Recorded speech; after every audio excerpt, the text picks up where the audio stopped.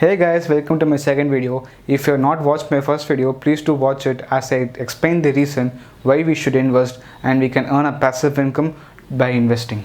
As I mentioned in my previous video, in this YouTube channel, I'll be describing about the various types of investment available, where to invest, how to invest and when to invest.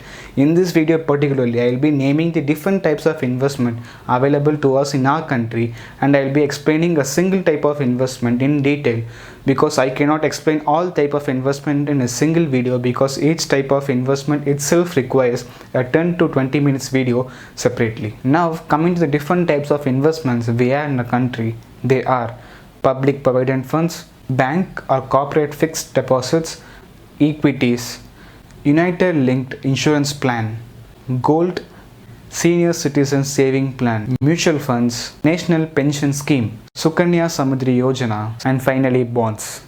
Don't get confused with these names as I am here for you to explain and simplify these investments into simplest way possible for you to understand.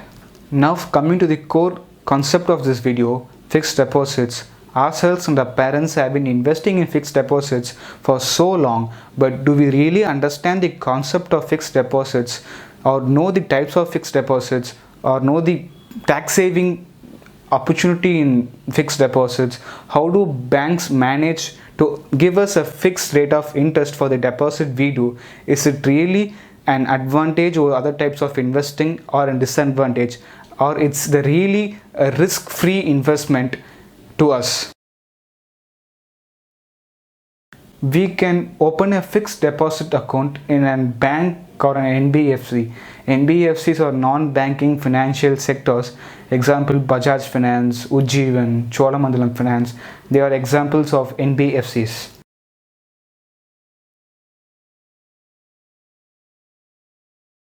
To put fixed deposit into a simple term, it is a type of deposit in which you can earn interest by depositing a fixed amount over a fixed period of time.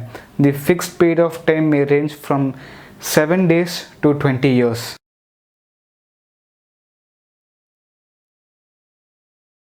The rate of interest which they may pay us may vary between 3% to 8%. Depending on the type of bank or type of sector you invest in. Example, NBFCs, the non-banking financial sectors, usually pay a higher rate of interest than the banks do. Now you may have a question, why should the bank give us interest? It's very simple. The bank takes your money and give it to the borrowers at a higher rate of interest than the bank pays you. It's the basic principle by which the bank earns money.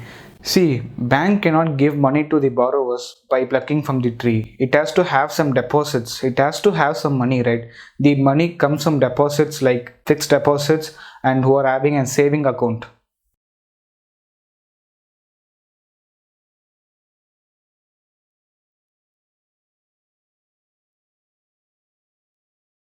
Among the fixed deposit scheme I have mentioned earlier, standard is the very basic one. It's as simple as that. You deposit your money and the bank pays you interest for the period of time you have invested. Now coming to the second type of fixed deposit scheme, we have tax saving fixed deposit. From the name itself you can get it's a fixed deposit used to save taxes. Under the Act of 1961 Section 80, fixed deposit account holder can avail a tax exemption of 80 to 1.5 lakh rupees under this scheme.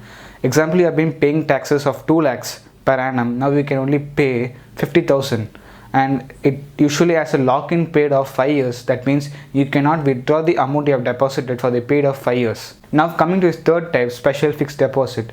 It is same as the standard fixed deposit, but the only key difference is that if you don't withdraw money for a certain period of time, you will get higher interest than the standard fixed deposit scheme. Now coming to the fourth type of fixed deposit scheme, we have regular fixed deposit. If your monthly income is limited and you are dependent on the bank interest for your monthly expenses, then this is the best fit for you, as you can avail interest payment monthly, quarterly or annually depending on your need. Now coming to the fifth type, we have the senior citizen fixed deposit. It is nothing but the fixed deposit rate of interest is 0.5% more than the other fixed deposit schemes available. Another type of fixed deposit scheme is the corporate fixed deposit. In this type of scheme, you can give your money to a certain industry, certain company, so that they can use your money as capital and they pay you interest. The last type of fixed deposit scheme is the flexi fixed deposit. If you don't have a lump sum amount to deposit in FD account, then you can ask the bank to take a certain amount of money from your savings account to then deposit into your FD account monthly. See, for the above mentioned fixed deposit scheme, the interest may vary depend on the bank you invest and depend on the time you invest. So I'll give the average interest rate the banks pays you in the screen.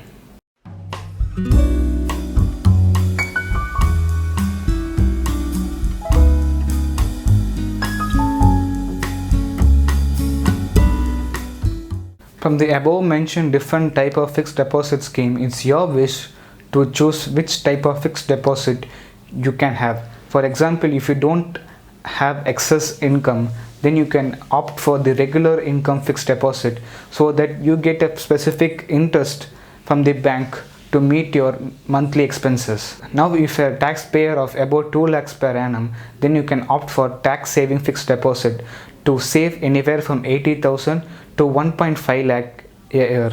If you don't want any regular payouts from the bank to meet your monthly expenses, then you can opt for special or standard fixed deposit scheme so that you can have a higher rate of interest than the others. Speaking of advantages of fixed deposits over other investment schemes are, they are risk free. That is, your return is guaranteed irrespective of the market fluctuations. Secondly, you can liquidate your fixed deposit quicker than other types of investment. For example, say you are in an emergency situation and you need money. You can withdraw your fixed deposit within hours after your request to the bank. Now, coming to the disadvantages of the fixed deposits, even though the rate of interest is higher than the savings account, still they don't beat the annual inflation rate of our country. As I said, tax saving fixed deposit scheme is the only fixed deposit scheme in which you can save taxes.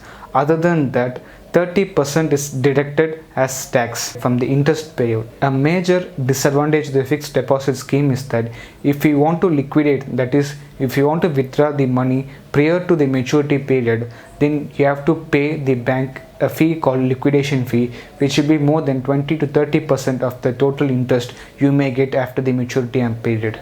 Now, we have come to the conclusion of this video. It's up to you whether you choose to invest in fixed deposit account. I suggest out of the 100% of the amount which you have decided to invest, at least 20% to 10% have to be allocated for the fixed deposit. Thanks for watching this video. Please like, comment, share. In the next video, I'll be explaining about the mutual fund schemes. Thank you.